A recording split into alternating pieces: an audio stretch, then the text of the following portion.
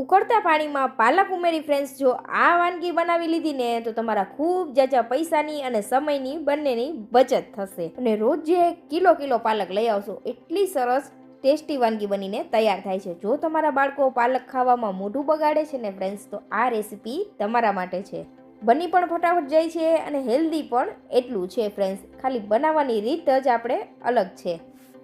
આ રીતે આપણે વેરિએશન કરીને બનાવીશું ને રેસીપી ફ્રેન્ડ્સ, જેથી બાળકોને પણ ખૂબ જ પસંદ આવશે અને બાળકોને કંઈક યુનિક લાગશે। તો જરૂરથી વિડીયોના એન્ડ સુધી બનેલા રહેજો અને વિડીયો પસંદ આવે તો ચેનલને સબસ્ક્રાઈબ કરવાનું તો ભૂલતા જ નહીં। તો આપણે અહીંયા 1 કિલો જેટલી પાલક લીધી છે। તો પાલકના આ રીતે મોટા પાછળના ડંડીવાળો ભાગ હોય છે ને તે આપણે હટાવી દઈશું। તમારે રાખવો હોય તો રાખી પણ શકો છો અને આ રીતે હટાવી પણ શકો છો। તો આપણે અહીંયા આ રીતે પાલકને સરસ વીણી લેવાની છે। જો કોઈ ખરાબ પાંદ હોય તો આપણે તેને હટાવી દેવાનું છે। તો આ રીતે આપણે પાલક વીણી લેશું। પાલક 2 પ્રકારની આવે છે, નાની અને મોટી, તમને જે મળે તેનો ઉપયોગ કરી શકો છો। પાલક છે તે શરીરમાં નવી શક્તિનો સંચાર કરી ઇમ્યુનિટી વધારે છે, હાડકાં મજબૂત બનાવે છે, બ્લડ પ્રેશર કંટ્રોલમાં રાખે છે, આંખોની રોશની વધારે છે અને જો તમને પેટની કોઈ સમસ્યા હોય, પાચનની સમસ્યા હોય તેમાં પણ રાહત આપે છે। અને તમે વેટ લોસ કરવા માંગો છો તો પાલકની રેસીપી જરૂરથી ટ્રાય કરવી જોઈએ। પાલક ખાવાથી વજન પણ ઓછો થાય છે ફ્રેન્ડ્સ। તો અહીંયા આપણે જોઈ શકો છો પાલકના દાંડલા છે તે હટાવી દીધા છે। હવે આપણે સાઈડમાં પાણીને ગરમ થવા માટે રાખી દઈશું। પાણી ગરમ થાય છે ને ફ્રેન્ડ્સ ત્યાં સુધી આપણે તેની અંદર 1 ચમચી જેટલી ખાંડ ઉમેરી દેવાની છે, વધુ નહીં, ફક્ત 1 ચમચી જેટલી જ ખાંડ ઉમેરીશું, 1 ચમચીથી થોડી ઓછી એવી ખાંડ ઉમેરવાનું ફક્ત આપણે એક જ કારણ છે કે પાલકનો કલર છે તે ગ્રીન જળવાઈ રહે અને પાલક પીળી ન પડી જાય, એટલે આપણે અહીંયા ખાંડ ઉમેરેલી છે। હવે આ રીતે બોઇલ આવી જાય ને એટલે આપણે પાલક ઉમેરી દઈશું। પાણી સારી રીતે ઉકળી જાય ને પછી જ પાલક ઉમેરવાની છે અને 2 મિનિટ માટે જ આપણે તેને પાણીમાં રહેવા દઈશું, વધુ વાર નહીં, ફક્ત 2 મિનિટ માટે જ। તો આ રીતે પાંદ ઉમેરી દઈને પછી ઉલટ પુલટ કરીને આપણે પાલકને 2 મિનિટ માટે થવા દઈશું। ધોઈને જ ઉમેરેલો હતો પાલક આપણે, એટલે નથી ધોયેલો। તમે જ્યારે બજારમાંથી ખરીદીને લઈ આવો ને ફ્રેન્ડ્સ ત્યારે જરૂરથી ધોઈને જ ઉમેરવાનો પાલક, કારણ કે આવી પાંદડાવાળી શાકભાજીની અંદર માટીનું પ્રમાણ વધુ હોય છે, એટલે આપણે તેને ધોઈને જ યુઝ કરવો જોઈએ। શિયાળાની સિઝન છે ને એટલે કેટલો સરસ ભરપૂર માત્રામાં પાલક મળી રહ્યો છે અને ફ્રેશ પણ એટલો છે, તો જરૂરથી ફ્રેન્ડ્સ તેનું સેવન કરવું જ જોઈએ। તો 2 મિનિટ પછી તમે જોઈ શકો છો ફ્રેન્ડ્સ પાલક છે તે આ રીતે સોફ્ટ થવા લાગેલી છે। તો હવે આપણે એક પ્રોસેસ કરવાની છે। અહીંયા ઠંડુ પાણી લઈ લેવાનું છે જેમાં આપણે આઈસ ક્યુબ ઉમેરી દેવાનું। તો આ ઠંડા પાણીની અંદર આપણે તરત જ પાલક ઉમેરી દેવાનું છે। પાલકને આપણે વધુ વાર કૂક નથી કરવાનું, ફક્ત 2 મિનિટ માટે થવા દેશું। તો હવે ગેસની ફ્લેમ બંધ કરી દેશું અને આ ઠંડા પાણીની અંદર આપણે પાલક ઉમેરી દેશું, જેથી તેની કુકિંગ પ્રોસેસ છે તે અટકી જાય। ખાલી થોડીક આપણે રીત બદલવાની છે ફ્રેન્ડ્સ। આ રીતે બનાવશું ને વાનગી, જેને લીધે બાળકો પણ પાલક આસાનીથી ખાઈ લેશે, એટલી સરસ આ ટેસ્ટી વાનગી બનીને તૈયાર થશે ફ્રેન્ડ્સ। તો જરૂરથી એકવાર આ રીતે ટ્રાય કરજો। આ રીતે આ વાનગી બનાવી લેશો ને ફ્રેન્ડ્સ તો મોટા તો શું, નાના બાળકો પણ વારંવાર આ જ ડિમાન્ડ કરશે, એટલી સરસ ટેસ્ટી વાનગી બનીને તૈયાર થશે। તો પાલકને આપણે આ રીતે પાણીમાં 5 મિનિટ માટે રહેવા દેશું, જેથી પાલક છે તે સરસ ઠંડો થઈ જાય અને ત્યાં સુધીમાં ફ્રેન્ડ્સ આપણે વઘારની તૈયારી કરીશું।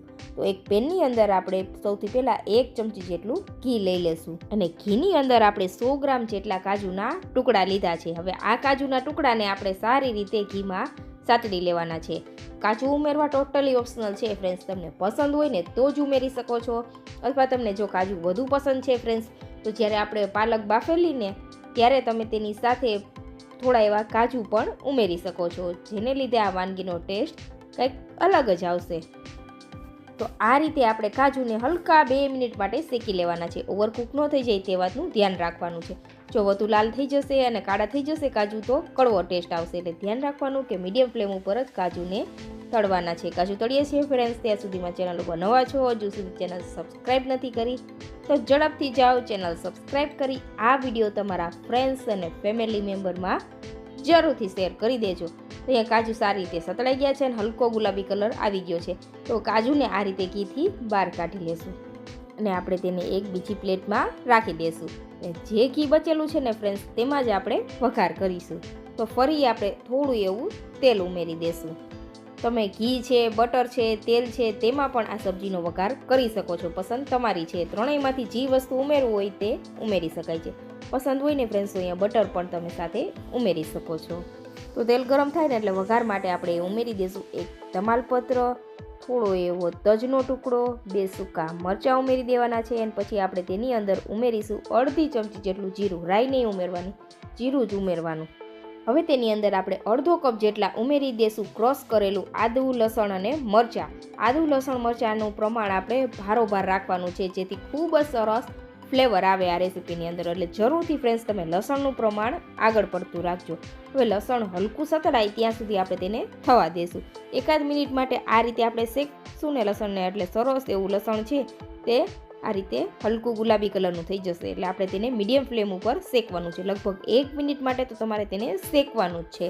પાલકનો ટેસ્ટ થોડોક કંઈક અલગ હોય છે, તુરાસ પડતો. એટલે તેનો ટેસ્ટનો બેલેન્સ કરવા માટે ફ્રેન્ડ્સ લસણનું પ્રમાણ વધારશો ને તો ખૂબ જ સરસ ફ્લેવર આવશે. એટલે આપણે અહીંયા લસણનું પ્રમાણ વધારે રાખેલું છે. 1 મિનિટ પછી તેની અંદર ઉમેરી દઈશું અડધા કપ જેટલી ઝીણી સમારેલી ડુંગળી. ડુંગળીને પણ આપણે હલકી ગુલાબી થાય ત્યાં સુધી સાતળવાની છે. આ વાનગીની અંદર ફ્રેન્ડ્સ આપણે અહીંયા લીલા મરચાંથી તીખાશ આપવાની છે. લાલ મરચું પાવડર નહીં ઉમેરીએ. ઘરના રેગ્યુલર મસાલાથી જ આપણે આ રેસીપી તૈયાર કરવાની છે ફ્રેન્ડ્સ. એટલે લીલા મરચાંનું પ્રમાણ તમે તમારા પસંદ અનુસાર વધુ ઓછું ઉમેરી દેજો. અહીંયા ફ્રેન્ડ્સ આપણે બીજા વધુ મસાલા કોઈ જ નહીં ઉમેરીએ. તો આ રીતે ઉલટ પુલટ કરીને આપણે સારી રીતે ડુંગળીને ચડવા દેશું. તમે જોઈ શકો છો આ રીતે કિનારાથી તેલ છે તે અલગ થઈ ગયું છે. બસ આ સુધી જ આપણે ડુંગળીને સાતળવાની છે.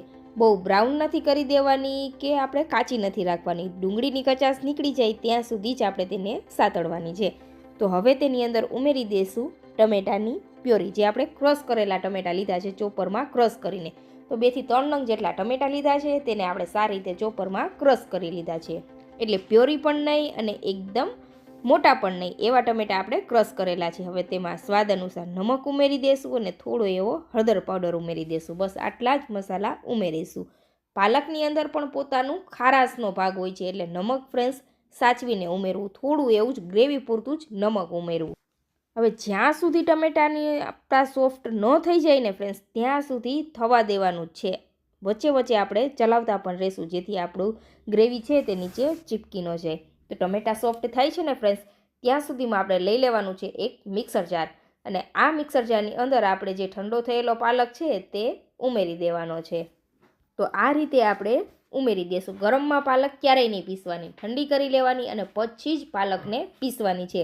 જો ગરમમાં પીસશો ને ફ્રેન્ડ્સ તો પાલક કલર છે તે ચેન્જ થઈ જશે. એટલે તેને સારી રીતે ઠંડી કરીને જ પાલકની પ્યોરી રેડી કરવાની છે. તો પાણી ઉમેર્યા વગર આપણે અહીંયા પાલકને આ રીતે પીસી લેશું. તમે અહીંયા જોઈ શકો છો ફ્રેન્ડ્સ બને એટલું સ્મૂધ જ આપણે પીસવાનું છે. તો આ રીતની આપણી કંઈક પાલકની સ્મૂથ પ્યોરી રેડી છે. અને ટમેટા પણ આપણા અહીંયા સારી રીતે સતળાઈ ગયા છે. તમે અહીંયા ફ્રેન્ડ્સ જોઈ શકો છો. આ પ્યોરી તમારે ગાળવી હોય તો તમે ગાળી પણ શકો છો. કિનારાથી તેલ અલગ થઈ ગયું છે આ રીતે. એટલે ટમેટા આપણા સારી રીતે સોફ્ટ થઈ ગયા છે. તો હવે એકવાર આ રીતે બધી વસ્તુને મિક્સ કરી દેશું. ગ્રેવી આપણી કાચી ન રહે તે વાતનું ધ્યાન રાખવાનું છે ફ્રેન્ડ્સ. અને સારી રીતે ગ્રેવી ચડી જાય પછી જ આપણે પાલકની પ્યોરી ઉમેરવાની છે. તો આ રીતે જે પ્યોરી કરેલી હતી તે ઉમેરી દેશું અને સારી રીતે મિક્સ કરી દેશું. અને થોડું એવું પાણી આપણે જારમાં ઉમેરીને બધી પ્યોરી છે તે આપણે ગ્રેવીની અંદર ઉમેરી દઈશું. અહીંયા આપણે જરા પણ કોઈ જ વસ્તુનું વેસ્ટેજ નથી કરવાનું. તો સારી રીતે મિક્સ કરવાનું છે. આટલા માપથી તમે 5 થી 6 વ્યક્તિને સર્વ કરી શકો એટલી વાનગી બનીને તૈયાર થશે.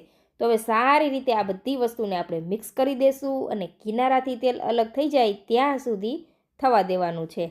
અને આ વાનગીને આપણે ખુલ્લી જ પકાવવાની છે, ઢાંકવાની નથી. જો આપણે તેને કવર કરી દેશું ને તો તેનો કલર ચેન્જ થઈ જશે અને પીળાશ પડતું થઈ જશે. એટલે તે વાતનું ફ્રેન્ડ્સ ધ્યાન રાખવાનું છે.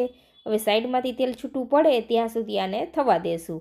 તો આ રીતે એક બોઇલ આવી જાય ને પછી તેની અંદર આપણે ધાણા જીરું પાવડર ઉમેરી દઈશું અને 1 ચમચી આપણે કિચન કિંગ ગરમ મસાલો ઉમેરી દઈશું. ગરમ મસાલો તમે કોઈ પણ લઈ શકો છો. મસાલાને આપણે સારી રીતે મિક્સ કરી દેવાનો છે. અહીંયા ફ્રેન્ડ્સ જો તમને પસંદ હોય ને તો તમે પનીર પણ સાથે ઉમેરી શકો છો.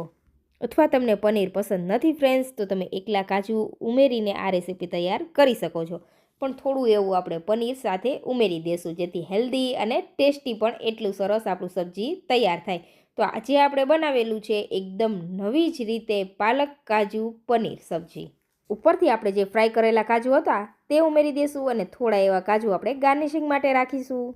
આ રીતથી ફ્રેન્ડ્સ તમે આ પાલકની સબ્જી બનાવી લીધી ને ફ્રેન્ડ્સ, એટલે રેસ્ટોરન્ટની સબ્જી પણ તમે ભૂલી જશો. અને તમારા બાળકો જો પાલક નથી ખાતા ને ફ્રેન્ડ્સ, તો પાલક ખવડાવવા માટે આ બેસ્ટ ટ્રીક છે, તેને ખૂબ જ પસંદ આવશે. એટલે જરૂરથી એકવાર આ રીતે પાલક કાજુ પનીર સબ્જી ટ્રાય કરજો ફ્રેન્ડ્સ, તમને ખૂબ જ પસંદ આવશે. તમે તેને રોટલી, રોટલા, પૂરી, પરોઠા સાથે સર્વ કરી શકો છો. ખૂબ જ સરસ ટેસ્ટી અને ફ્લેવરફુલ આ સબ્જી તૈયાર થાય છે. તો રેસીપી પસંદ આવી હોય ફ્રેન્ડ્સ, ચેનલને સબસ્ક્રાઈબ કરજો અને વિડીયો તમારા ફ્રેન્ડ્સ, ફેમિલી મેમ્બરમાં શેર કરજો. મળીશું નવા વિડીયો.